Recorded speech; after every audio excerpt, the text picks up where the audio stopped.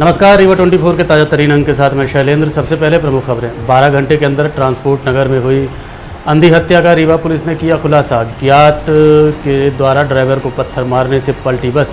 आबकारी कार्यालय और सहकारी बैंक की साठगांठ में करोड़ों का शराब लाइसेंस घोटाला। और दहेज लोभी दूल्हे ने किया शादी से इनकार, पत्रकारों से उलझा। इन खबरों को हम विस्तार से देखते हैं। थाना सिविल लाइन पुलिस ने 12 घंटे के अंदर अंधी हत्या का पर्दाफाश कर दिया। रीवा पुलिस अधीक्षक विवेक सिंह, अतिरिक्त पुलिस अधीक्षक अनिल सोनकर के दिशा निर्देश और नगर पुलिस अधीक्षक शिवाली चतुर्वेदी के मार्गदर्शन में थाना प्रभारी सिविल लाइन हितेंद्र नाथ शर्मा द्वारा 3 जून की दरमियानी रात सूत्र सेवा बस डिपो ट्रांसपोर्ट नगर रीवा में हुए अंधी हत्या का 12 घंटे के भीतर ही खुलासा कर दिया गया। मामले में 6 आरोपियों को गिरफ्तार किया गया है। आपको बता दें कि 3 जून को एक विशेष रिपोर्ट दर्ज कराई, जिसमें ब्रजेश दाहिया द्वारा बताया गया कि उसके भाई अशोक दाहिया की मौत हो गई है। जांच के दौरान पता चला कि आरोपियों का आपस में विवाद हो गया था, जिसके कारण मारपीट हुई और लाठी डंडे व बेल्ट से मारपीट करने के कारण अशोक दाहिया उर्फ मुन्नू का निधन हो गया। घटना कारित करने वाले आरोपियों में राकेश तिवारी 36 साल निवासी ग्राम थाना अमरपाटन, राजकुमार साहू उम्र 20 साल निवासी ग्राम थाना देहात जिला सतना, मुकेश रावत 19 साल निवासी ग्राम थाना, संतोष यादव 18 साल थाना रामपुर बाघिलान के अलावा 2 अपचारी बालक भी शामिल थे, जिन्हें गिरफ्तार कर लिया गया है। मामले का खुलासा करते हुए एडिशनल एसपी अनिल सोनकर ने बताया। पड़ताल करने पे ये जानकारी सामने आई कि रात में ये जो अम्बे ट्रेवल्स की गाड़ी है, ये सूत्र बस सेवा के यार्ड में खड़ी होती है। वहीं पे खलासी जो है अशोक दाहिया, जो मृतक है, इसने अपने बस के टायर को चेंज करने के लिए जैक अपने साथी सज्जन साकेत जो है उससे मंगाया था, और उसने कहा था कि सामने एक गाड़ी खड़ी है, इससे मांग लो जैक। तो वो दरवाज़ा खुल के जब जैक लेने लगा तो वहाँ लोग, जो संबंधित लोग थे ट्रक से, वो लोग जागे और देखे और पूछा उनसे कि तुम कैसे ले जा रहे हो बगैर पूछे। तो उसने बताया कि ये मुन्नू ने मंगाया है। तो वो लोग मुन्नू के पास आए और ये जाने कि ये चोरी के उद्देश्य से गाड़ियों में जैक निकाल रहा था, और चोरी के संदेह पे उससे मारपीट की। मारपीट के दौरान कुछ और लोग जो वहाँ खलासी, जो बसों को सुरक्षा में रहते हैं, वो भी आ गए, और उन लोगों ने भी ये बात जान करके और चोर समझ करके सज्जन को और मुन्नू को मारपीट की। इसके बाद वहाँ से मुन्नू चला गया। कुछ दूर जाने के बाद वहाँ लोगों से पानी मांगा, पानी पिया, और वहाँ सोते समय उसकी मृत्यु हो गई। ये जब जानकारी में आई तो वहाँ के सीसीटीवी फुटेज वगैरह देखे गए, उन लोगों को पकड़ा गया। पुलिस अधीक्षक के नेतृत्व में सीएसपी और जो local TI civil line Hitesh Sharma और अरविंद। रीवा में बदमाशों के हौसले बुलंद। रास्ता चलते एक युवक की कुछ बदमाशों ने करी बेदम पिटाई। रीवा में बदमाशों के हौसले बुलंद है। रास्ता चलते एक युवक की कुछ बदमाशों ने पिटाई कर दी। घटना का सीसीटीवी फुटेज सामने आया है, जिसमें 4 से 6 की संख्या में आए बदमाशों ने किसी बात को लेकर युवक को जमकर पीटा। घटना शहर के सिविल लाइन थाना क्षेत्र अंतर्गत पुराने बस स्टैंड के पास गोल पार्क की बताई जा रही है। कल ही एसपी ने क्राइम बैठक बुलाई थी, लेकिन शहर में बदमाशों में पुलिस के नाम का कोई खौफ नहीं है। शिकायत के बाद अब पूरे मामले पर जांच हो रही है। सिविल लाइन थाना पूरी मुस्तैदी से जांच कर रही है।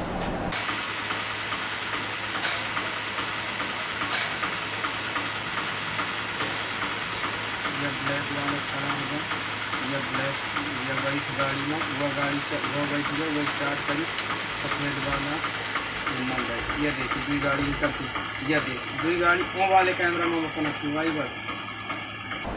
एक दहेज लोभी परिवार ने विवाह से एक दिन पहले शादी तोड़ दी। उसके बाद इस कारनामे से शादी की तैयारियों में लगे परिवार की खुशियां पल भर में मातम में बदल गई। बेटी का ब्याह टूटने की खबर सुनते ही पूरा परिवार थाने पहुंच गया, जिसने और दहेज की मांग करने का आरोप लगाया। साथ ही पुलिस से शिकायत कर आरोपियों से दहेज में दिए रुपए वापस दिलवा कर प्रकरण पंजीबद्ध करने की भी मांग की। मामला गढ़ थाने के लॉरी नंबर 1 का बताया जा रहा है।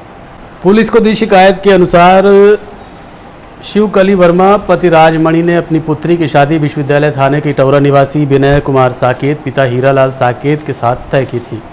31 मई को तिलक तय हुआ, जिसमें लड़की के पिता ने 4 पहिया वाहन, 50,000 रुपये नकद व 1 लाख रुपए का सामान परिवार को दिया था। 5 जून को बारात आनी थी, लेकिन 4 जून को लड़के के पिता ने फ़ोन कर उनके सामने 5 लाख रुपए नकद व घरेलू सामान की डिमांड कर दी। यह मांग पूरी न होने पर उन्होंने शादी करने से इनकार कर दिया। कन्या पक्ष के थाने पहुंचने के बाद वर पक्ष को भी पुलिस ने तलब किया, जो थाने पहुंच गया है। दोनों पक्षों के बीच बातचीत कर पुलिस समस्या का हल निकालने का प्रयास कर रही थी, लेकिन बात नहीं बनी। वहीं पत्रकारों ने जब दूल्हे राजा से बात की तो दूल्हे राजा पत्रकारों से ही उलझ गए। बताओ बेटा, क्या घटना क्या हुई, किस लिए ये शादी से इनकार?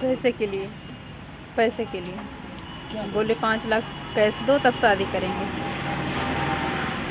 5 लाख कैश मांगे। हाँ, गाड़ी के बाद गाड़ी भी ले ली, अभी कैश भी मांगे। हाँ, ये कब बोले आपसे और कितना आपने तिलक? कल सुबह तिलक में आपने कितना दिया? एक गाड़ी दिए थे 4 व्हीलर और 50,000 कैश और यही कपड़े वगैरह सब। आप क्या कह रहे हैं? हम मना कर रहे हैं, बोले पैसे नहीं दोगे तो शादी नहीं। किन्ने आपको फ़ोन किया था? लड़की के पिताजी ने। अभी क्या चाहते हैं? आप क्या चाहते हैं? मैं चाहती हूँ कि मुझे इंसाफ मिले। हमारे इधर से ऐसा कोई भी केस के लिए डिमांड नहीं रखा गया है डे 1 से, और हम दहेज के लालची नहीं हैं। कहीं पे भी प्रमाण हो कि हमने 1 रुपये का भी डिमांड किया हो पैसे को लेके, तो आप लिख के बता दो। हमने कहीं पे भी पैसे को लेके डिमांड नहीं किया है। पैसे की बात तो चलिए छोड़िए, मना किस लिए कर रहे हैं? आपने पूछा 5 लाख रुपए, छोड़ो क्यों मैं? 5 लाख पहले 5 लाख रुपए की बात करो आप। मैंने 5 लाख रुपए की कहीं पे भी बात नहीं करी है। आपको किसने बताया है और क्या प्रमाण है आपके पास? आरोप लगा रहे हैं। हमारे यहाँ पे ऐसा कोई भी बात नहीं। कैंसिल हुई है? देखो, वैसे तो चाहे तो लड़का कभी भी किसी टाइम, लड़का या लड़की हो, मना कर सकते हैं, आपको पता है ये चीज़।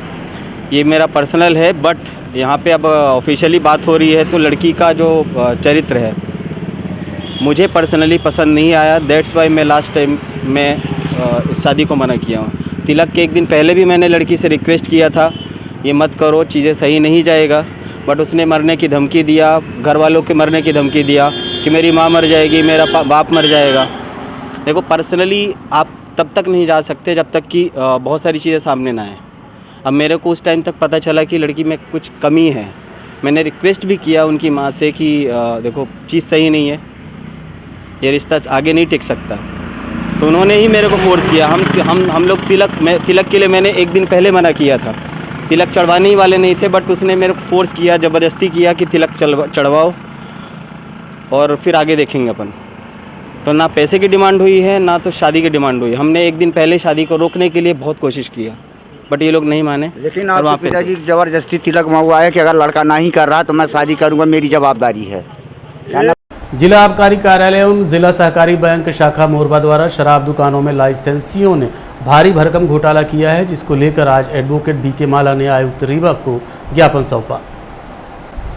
जिला आबकारी कार्यालय रीवा एवं जिला सहकारी बैंक शाखा मोरबा द्वारा शराब दुकान में लाइसेंसियों ने मिलकर रीवा जिले के हनुमानान, मऊगंज, लौर, बैकुंठपुर, समान नाका, रायपुर, करचुलियान, इटौरा, इसके अलावा सिंगरौली जिले के चटका, उमरिया जिले के नरोजाबाद, सतना जिले के रेलवे समूह में आबकारी नीति राजपत्र में दिए गए निर्देश के विरुद्ध जाकर जिला सहकारी बैंक शाखा मोरबा व जिला सिंगरौली के नाम फर्जी बैंक गारंटी जमा कर लाइसेंस प्राप्त करने और पिछले 2 माह यानी 1 अप्रैल 2023 से माल उठाकर शासन से धोखाधड़ी करने का मामला प्रकाश में आया है, जिसको लेकर एडवोकेट बीके माला ने आयुक्त को ज्ञापन सौंपा। इस संबंध में जानकारी देते हुए उन्होंने बताया, इस आबकारी विभाग में एक जिला सिंगरौली के अंतर्गत जिला सहकारी बैंक मोरबा है, जहां से एक लाइसेंस बनाए जाने का उल्लेख किया गया है और इसमें हमें उनके लाइसेंस मोरबा जिला सिंगरौली के सहकारी बैंक के लाइसेंस संदिग्ध प्रतीत होते हैं, संदिग्ध हैं भी।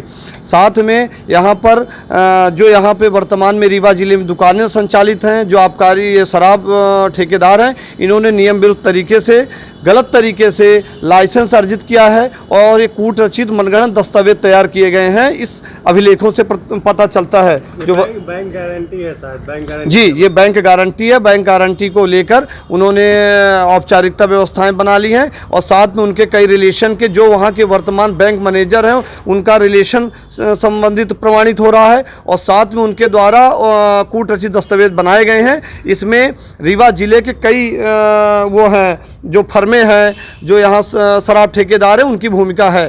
तो जब हमने तफ्तीश की और पता लगाया कि ऐसी भूमिकाएं हैं जो लगभग कई करोड़ों का मामला है, जो दिल्ली में आवाज़ उठ रही है आबकारी को घोटाले को लेकर। इस प्रकार ये सहकारी जैसे डभौरा घोटाला हुआ था जिसमें कई आरोपी हैं, कई लोग जेल गए हैं, उसी प्रकार जिला सहकारी बैंक मोरवा, जिला सिंगरौली की भी भूमिका संदिग्ध है। आबकारी रीवा के विभाग की भूमिका संदिग्ध है। जो आबकारी विभाग के लोग हैं ठेकेदार, संयुक्त रूप से तीनों लोग, 2 विभाग और ठेकेदार ने मिलकर यह कूट रचना की है। योजनाबद्ध तरीके से किया गया है। हम इसकी जांच की मांग कर रहे हैं आपके माध्यम से। माननीय आयुक्त महोदय को इस आशय का ज्ञापन पत्र दिए हैं और मांग कर रहे हैं कि इसमें प्रदेश स्तर की उच्च स्तरीय कमेटी बना के न्यायिक जांच होनी चाहिए, ताकि जो भी इस भ्रष्टाचार में शामिल हैं, जब जैसे भी ये घोटाला किया गया हो, चाहे लाइसेंस के नाम में किया गया हो, चाहे कूट रचना की गई हो, चाहे दस्तावेज तैयार किए गए हों, एफडी तैयार की गई हो, यदि जो भी दस्तावेज तैयार किए गए हों उनकी जांच होनी चाहिए, न्यायिक जांच होनी चाहिए और संबंधित व्यक्तियों के विरुद्ध प्रथम प्राथमिक दर्ज होनी चाहिए, ताकि जो डभौरा का घोटाले के बाद हम जिक्र कर रहे हैं, दिल्ली शराब नीति की बात कर रहे हैं, तो इसमें प्रदेश स्तर का मामला है। हो सकता है कि मोरवा सिंगरौली से और जगह के लाइसेंस बने हों। ये अभी तो रीवा जिले का बात आई है, संभाग की बात आ रही है, हो सकता है भोपाल में इसके लिंक जुड़े हों, हो सकता है कि प्रदेश की राजनीति में उच्च स्तर में पायदान रखने वाले व्यक्तियों के जुड़े हों। तो निश्चित तौर से जांच में बहुत सारे पर्देफाश हों। बनारस से नागपुर जा रही बस बीच रास्ते पलटी। बस में 23 सवार लोग थे जिन्हें उपचार के लिए रीवा के संजय गांधी अस्पताल में भर्ती कराया गया है। बस ड्राइवर रेहान ने बताया कि वो बस से यात्रियों को लेकर बनारस से नागपुर जा रहा था। रेहान कोल्हापुर महाराष्ट्र का रहने वाला है। उसने बताया किसी ने अचानक सामने से पत्थर मार दिया, जिससे उसे कुछ दिखाई देना बंद हो गया और उसे कुछ समझ में नहीं आया। उसके बाद बस बैलेंस से बिगड़ी और बस पलट गई। घायलों को उपचार के लिए संजय गांधी अस्पताल में भर्ती करा दिया गया है। क्या नाम है आपका? रेहान सैयद। क्या घटना हुई? हम जा रहे थे ना, तो किसी ने सामने से पत्थर मार दिया। जैसे कांच पत्थर यहाँ पे लगा तो अनबैलेंस हो गया, पूरा काम ही नहीं करना कुछ। बस मैं तो होश में नहीं था, होश में बस नीचे चला गया। कहाँ से कहाँ जा रहे थे आप लोग? हम बनारस से रामटेक जा रहे थे, नागपुर। बनारस से नागपुर। कितने सवारी थी? 23 लोग, 23 लोग थे। आपका क्या नाम है? रेहान। रेहान कहाँ के रहने वाले हैं? कोल्हापुर महाराष्ट्र। राष्ट्रीय वेक्टर जनित रोग नियंत्रण कार्यक्रम के अंतर्गत जिला स्वास्थ्य समिति मलेरिया विभाग द्वारा आज मलेरिया जागरूकता रथ रवाना किया। हर साल बरसात के पहले जून में मलेरिया निरोधक माह के रूप में मनाया जाता है। इसी तारतम्य में जिला स्तरीय टास्क फोर्स एवं मलेरिया एलिमिनेशन कमेटी की बैठक आज 6 जून को आयोजित की गई। इस दौरान मच्छर जनित रोग से छुटकारा पाने जैसे मलेरिया, फाइलेरिया आदि से बचाव की जानकारी और उपचार की जानकारी के लिए रथों को रवाना किया गया, जो जिला स्तर और ब्लॉक स्तर पर जाकर नियमित रूप से कार्य करेंगे। इस संबंध में हमने समिति के पदाधिकारियों से बात की। हाँ, हम जून माह में मलेरिया निरोधक माह मनाते हैं। उसमें हम ग्राम और पंचायत स्तर, सेक्टर स्तर, ब्लॉक स्तर पर कार्यशाला आयोजन करते हैं। अभी मलेरिया रथ का कलेक्टर मैडम के द्वारा रवाना किया गया है, जो अपने शहरी क्षेत्र में भी भ्रमण करेगा और गांव-गांव तक भ्रमण करेगा, जो भी हाई रिस्क एरिया है, और लोगों को अवेयर करने का काम किया जाएगा। इसमें क्या नाम है? मैं स्मृता नामदेव, जिला मलेरिया अधिकारी। देखिए क्या है कि जो वेक्टर जनित रोग हैं, जिनमें जापानी इंसेफेलाइटिस, मलेरिया, डेंगू, इस टाइप के रोग होते हैं, इन रोगों को कैसे कंट्रोल किया जा सकता है। हम लोग हालांकि बहुत अच्छा काम कर रहे हैं। फाइलेरिया में हम लोगों ने 10 फरवरी 2023 से अभियान चलाया था। उसके बाद हमारे यहाँ कोई भी नया पेशेंट फाइलेरिया का नहीं मिला है। ये निश्चित ही स्वास्थ्य विभाग की टीम का बड़ा कार्य है। तो ऐसी दशा में जो हमारा समाज है वहाँ पर इस तरह के रोगों का स्थान नहीं होना चाहिए, वेक्टर जनित रोगों का स्थान नहीं होना चाहिए। उसी के संबंध में हमें ज़िले में क्या प्लानिंग करनी है, इंटर डिपार्टमेंटल क्या कोऑर्डिनेशन करना है, इसके लिए आज मीटिंग ली गई थी और उस पर हम लोगों ने संकल्प लिया है कि हमारे रीवा ज़िले में आगे आने वाले समय में इस तरह के रोगों का कोई स्थान नहीं होना चाहिए, ऐसी व्यवस्था करेंगे। आज रथ रवाना भी कर रहे हैं मलेरिया, हाँ, रथ रवाना भी किया गया है मलेरिया जागरूकता के संबंध में। कहाँ कहाँ जाएंगे? ये सभी ब्लॉक्स में जाएंगे। रोशन किया क्षेत्र का नाम, mixed martial art championship 2023 Lucknow में हासिल किया गोल्ड मेडल। मध्य प्रदेश के रीवा ज़िले में प्रतिभाओं की कमी नहीं है। Education, cinema, cricket, athletics, Olympics, हर क्षेत्र में रीवा के टैलेंट का जलवा बरकरार है। रीवा चीवर्स में भी एक और नाम शामिल हो गया है, MMA फाइटर जय द्विवेदी का, जिन्होंने 19 साल की उम्र में वो मुकाम हासिल किया है जिसे पाने के लिए बरसों की कड़ी मेहनत और हार्डकोर डेडिकेशन की ज़रूरत होती है। MMA फाइटर जय द्विवेदी ने लखनऊ में आयोजित मिक्स्ड मार्शल आर्ट चैंपियनशिप 2023 में पंजाब के खिलाड़ी को हराकर ब्रांज मेडल अपने नाम किया है। जय द्विवेदी मूलतः रीवा ज़िले के अमरिया गांव से ताल्लुक़ रखते हैं। कद काठी से मजबूत जय द्विवेदी न सिर्फ MMA फाइटर हैं बल्कि बॉडी बनाने का भी शौक़ रखते हैं। कुछ महीनों पहले जय द्विवेदी ने स्टेट वुशु चैंपियनशिप पन्ना में गोल्ड मेडल हासिल किया था और उससे पहले RGPB द्वारा आयोजित बॉडी बिल्डिंग चैंपियनशिप में भी स्वर्ण पदक हासिल कर चुके हैं।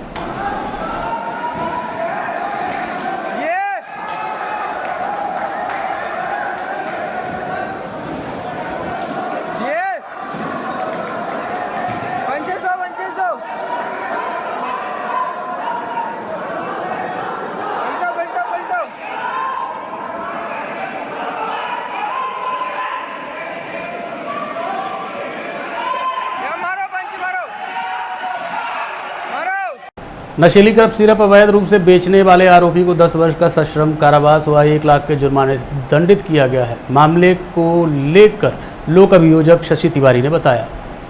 दिनांक 12/9/2015 को चुराटा थाने की पुलिस को जानकारी मिली कि ग्राम अवा मोड़ के पास कुलदीप कुशवाहा मनोज शुक्ला को अवैध रूप से मादक पदार्थ देने वाला है और वहां पर जाकर कार्रवाई की गई। तब वह बोलोरो वाहन जिसमें मुखबिर द्वारा सूचना दी गई थी, वह वाहन वहां से आते हुए देखा गया। अम्मा मोड़ के पास उसे रुकाया गया, रुकाकर उसकी तलाशी ली गई। तलाशी लेने पर एक सफ़ेद रंग की बोरी में लिए हुए पाया गया मादक पदार्थ और विधिवत मौके पर जब्ती की गई और जब्ती के उपरांत उसे थाना लाया गया तथा वाहन को भी थाना लाया गया। आज उसी प्रकरण में सज़ा सुनाई गई है। कुल 58 सीसी थी कोरेक्स की। मनोज शुक्ला को 10 वर्ष का सश्रम कारावास तथा 1 लाख रुपए अर्थदंड से दंडित किया है। 1 लाख रुपए अर्थदंड न अदा करने पर 1 वर्ष का सश्रम कारावास बिताए जाने की सज़ा सुनाई है तथा इसमें एक कुलदीप कुशवाहा जो था वह विचारण के दौरान ही फरार हो गया था। उसके लिए भी निर्णय सुरक्षित रखा गया है और अपील अवधि पश्चात भी मादक पदार्थ। देखते रहिए Rewa 24 news city cable network. मिलते हैं छोटे से ब्रेक के बाद। हड्डी जोड़ एवं रीढ़ रोग तथा स्त्री रोग एवं प्रसूति रोग का इलाज एक ही छत के नीचे। विघ्नहर्ता hospital and trauma centre, hotel landmark के पास, रतहरा, रीवा। डॉक्टर संतोष सोनी, पूर्व चिकित्सक, बॉम्बे हॉस्पिटल, मुंबई। हड्डी जोड़ एवं रीढ़ रोग विशेषज्ञ, छोटे चीरे एवं दूरबीन विधि द्वारा हाथ तथा पैर की हड्डियों का ऑपरेशन। गठियाबात, जटिल एवं बिगड़े हुए फ्रैक्चर का बेहतर इलाज करते हैं डॉक्टर संतोष सोनी। विघ्नहर्ता हॉस्पिटल ट्रॉमा सेंटर में ही स्त्री एवं प्रसूत रोग विशेषज्ञ डॉक्टर शैलजा सोनी भी उपलब्ध हैं, जिनकी देखरेख में नॉर्मल डिलीवरी, सिजेरियन ऑपरेशन एवं बच्चेदानी से संबंधित ऑपरेशन की बेहतर सुविधा। संतानहीन दंपत्ति तत्काल संपर्क करें। विघ्नहर्ता hospital and trauma centre, hotel landmark के पास, रतहरा, रीवा। सुविधाजनक एवं सफल इलाज हेतु आज ही संपर्क करें। विघ्नहर्ता hospital and trauma centre, hotel landmark के पास, रतहरा, रीवा। मोबाइल नंबर 7828781983 अथवा 8462956774 पर। दबंगई पूर्वक जमीन हड़पने के मामले की शिकायत लेकर आज प्रार्थी कलेक्ट्रेट पहुंचा। साथ ही पुलिस अधीक्षक रीवा को भी ज्ञापन सौंपा है।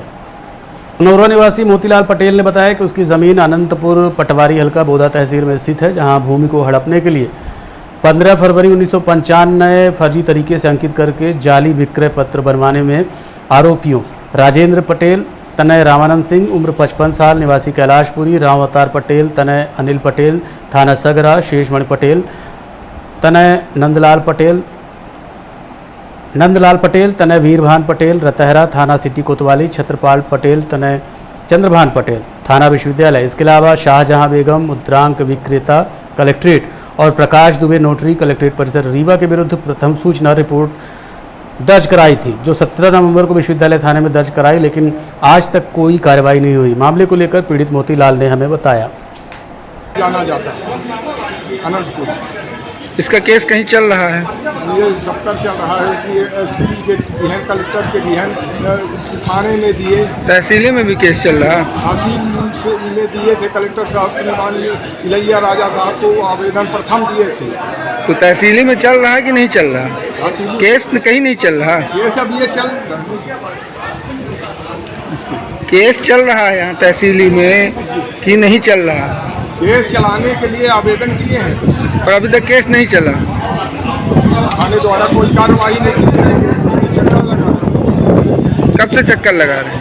ये हम चक्कर 17/9/2022। अभी तक आपको न्याय नहीं मिल पाया। चलो। भारतीय जनता पार्टी के वरिष्ठ नेता और झारखंड के पूर्व मुख्यमंत्री एवं पूर्व राष्ट्रीय उपाध्यक्ष बाबूलाल मरांडी एवं राज्यसभा सांसद श्रीमती सीमा द्विवेदी आज रीवा पहुंची और राजनिवास में एक पत्रकार वार्ता का आयोजन किया, जिसमें बताया कि नरेंद्र मोदी के 9 साल कार्यकाल पूरे हो चुके हैं। इस उपलक्ष्य में 30 मई से 30 जून तक विशेष जनसंपर्क अभियान भाजपा शुरू करेगी। इस संबंध में क्या कहा उन्होंने, जानने के लिए चलते हैं पत्रकार वार्ता में। लेकिन उस कोरोना काल में देश के प्रधानमंत्री नरेंद्र मोदी जी के नेतृत्व में इस देश के साइंटिस्टों ने सारे मेडिकल उपकरण से लेकर टीका तक की लोगों ने विकसित की और देश के 220 करोड़ टीका भी लगाए गए और दुनिया के 100 से अधिक देशों को टीका भी उपलब्ध कराया। ये अपने आप में अद्भुत है। ये हमें लगता है किसी और दूसरा प्रधानमंत्री से शायद संभव होता कि नहीं कह सकता हूँ, लेकिन पूर्व के अनुभव तो यही कहता है कि शायद ये संभव नहीं, लेकिन नरेंद्र मोदी जी के नेतृत्व में इस काम को उन्होंने संभव कर दिखाया और दुनिया नतमस्तक होकर के देश के प्रधानमंत्री की पूरी प्रशंसा। तो ये बहुत बड़ी उपलब्धि। फिर उस समय लग रहा था कि लोग गरीब से मर जाएंगे, क्या होगा, कैसे लोग जिंदा रहेंगे, सब उद्योग धंधे बंद पड़ गए। लेकिन उस समय भी जहाँ गरीबों के जनधन खाते में पैसा भी इतना है और उसके साथ साथ देश के 80 करोड़ आबादी को मुफ्त में 5 किलो अनाज जो अभी तक भी मिला। ये अपने आप में ये बहुत बड़ा जिसको कह सकते हैं ये योजना देश में, यानी दुनिया का एक सबसे बड़ा 80 करोड़ आबादी तो यूरोप की भी नहीं है, यानी उस महाद्वीप जो उतनी बड़ी आबादी को मुफ्त में अनाज, ये देश के प्रधानमंत्री के कुशल नेतृत्व के कारण ही संभव हो सका। तो ये मैं कह रहा था कि उन समय इस प्रकार से सरकार ने जो सेवा का काम इस देश में किया, यदि सेवा भाव से तभी ये संभव हो सकता है, प्रशासकीय और बाकी भाव से नहीं हो सकता। जिसके अंदर में देश के लोगों के प्रति सेवा करने का जज्बा हो या भाव, तभी इतना काम इतने समय में हो सकता है। ये पूरा देश, पूरा दुनिया ने इसको देखा। तो मैंने कहा था कि कोरोना काल की फिर बाद में भी गरीब कल्याण के लिए अनेक सारी योजनाएं सरकार ने चालू की, जैसे गरीबों को प्रधानमंत्री आवास देना, ये लगभग 4 करोड़ के करीब लोगों को आवास उपलब्ध कराएगा। फिर 11 करोड़ से अधिक गरीबों के घर में शौचालय का भी निर्माण होगा। तो ये अपने आप में कोई बहुत छोटी मोटी काम नहीं। अब याद करिए पहले ज़माना में क्या होता था कि गरीब कोई सपना में भी नहीं सोच सकता था कि हमारे घर में गैस कनेक्शन होगा या गैस की चूल्हा होगी। गरीब तो छोड़ भी, अच्छे बड़े घरों में भी गैस नहीं मिलता था कांग्रेस के राज में, यानी उसके लिए भी नंबर लगाना पड़ता था, उसके लिए भी आपको क्या कहते हैं, जहाँ वितरण होता था वहाँ भी कानून व्यवस्था की स्थिति पैदा हो जाती थी। हमें याद है जब 98 में हम पहली दफ़ा एमपी बने थे तो उस समय कूपन हम लोगों को मिला करता था, यानी कितनी क्राइसिस था इस देश में गैस की। लेकिन आज मैं कह सकता हूँ जो गरीब सोच भी नहीं सकता तो उस गरीब के घरों तक भी गैस कनेक्शन, गैस क्या कहते हैं चूल्हा, ये सारे कुछ पहुँचा देंगे। तो ये देश के प्रधानमंत्री जी के कुशल नेतृत्व के कारण ये गरीबों के लिए इतनी सारी योजना जो मैंने आपके सामने संक्षिप्त में अगर एक एक बखान हो तो हमारे सारे लोग जानते हैं कि आपके समय बहुत लंबी फहरिस्त हो जाएगी। तो ये सभी काम हुए और उसके साथ साथ मैंने सुरक्षा की बात की तो आप देखे होंगे कि जब 2014 के पहले इस देश में क्या होता था, क्या हालत थी। आए दिन यानी सरहद के पार से आतंकवादी आकर के देश के भिन्न भिन्न हिस्सों में उत्पात मचाते थे। कभी मुंबई, कभी गुजरात, अहमदाबाद, कभी कर्नाटक या कभी गुना, कभी सब जगहों पर दिल्ली पार्लियामेंट तक हमले थे। तो उस समय यानी ऐसे देश के लोगों का विश्वास लोगों ने खो चुके थे कि लगता था कि अब क्या होगा, हम लोग पर भी सुरक्षित रह पाएंगे कि नहीं पाएंगे।